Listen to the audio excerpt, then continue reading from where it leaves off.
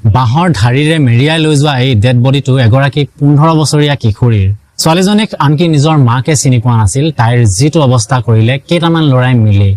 private parts বুলিবলৈ বাকী নাই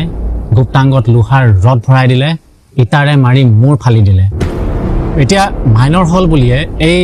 লৰাকেইজনৰ ফাঁচি হ'ব লাগে নে নেলাগে হেতু কৈ দিয়ক হয় এইখন অসমতে আমি বানপানীৰ কথা পাতি থাকোতেই আনফালে নিৰ্ভয়া কাণ্ডতকৈও জঘন্য ঘটনা সংঘটিত হৈ গল হাইলাকান্দিত যিখন অসমত আমি বাৰে বাৰে নাৰী সুৰক্ষাৰ কথা পাতি থাকো সেইখন অসমতে আজি 5 যুৱকে মিলি এগৰাকী 15 বছৰীয়া কিশোৰীক ব্ৰুটেলি ৰেপ কৰি মাৰি পেলালে অভিযোগ অনুসৰি নিজৰ গাঁৱৰে 5 যুৱকে মিলি বেবী দাস নামৰ এগৰাকী 15 বছৰীয়া কিশোৰীক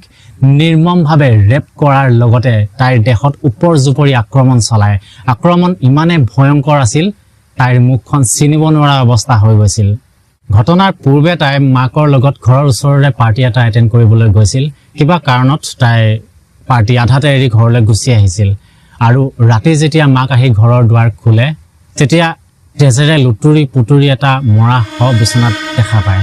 তাৰ পাছত পুলিচ আহে এসআইটি টিম গঠন হয় তদন্ত আৰম্ভ হয় পুলিচ ৰিপৰ্ট অনুসৰি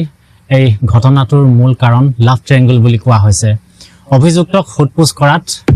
এই ছোৱালীজনীয়ে দুজন যুৱকৰ সৈতে সম্পৰ্ক ৰাখিছিল বুলি কোৱা হৈছে এই কথাখিনিক লৈ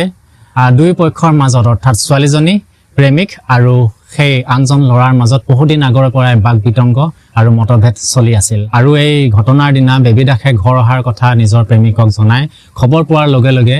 প্ৰেমিকজনে দুই বন্ধুৰ সৈতে তাইৰ ঘৰ আহি উপস্থিত হয় ঠিক সেই সময়তে আনজন লৰা সেই লৰাজনো বেবীৰ ঘৰ আহি সোমায় তাৰ পাছত দুই পক্ষৰ মাজত কাজিয়া আৰম্ভ হয় এই ঘটনাটো সংঘটিত হয় এতিয়া কথা হল এটো কেৱল এটা পৰিয়ালৰ দুখ নহয় আমাৰ সমাজ সুৰক্ষা সন্তানৰ লালন পালন সুসংস্কাৰ পিতৃ-মাতৃৰ অভিভাৱকৰ দায়িত্ব লগতে সমাজৰ পৰিবেশৰ পৰা পোৱা শিক্ষাবোৰে আসলতে মানুহৰ চৰিত্ৰ গঢ়ে এতিয়া মই আদালতৰ নীতি নিয়মৰ কথা ক'বলৈ নাযাওঁ কিন্তু মাইনৰ হল বুলিয়ে লৰাজনক ফাঁচি দিয়াটো উচিত নে অনুচিত আপুনি কি ভাবে জনাবচোন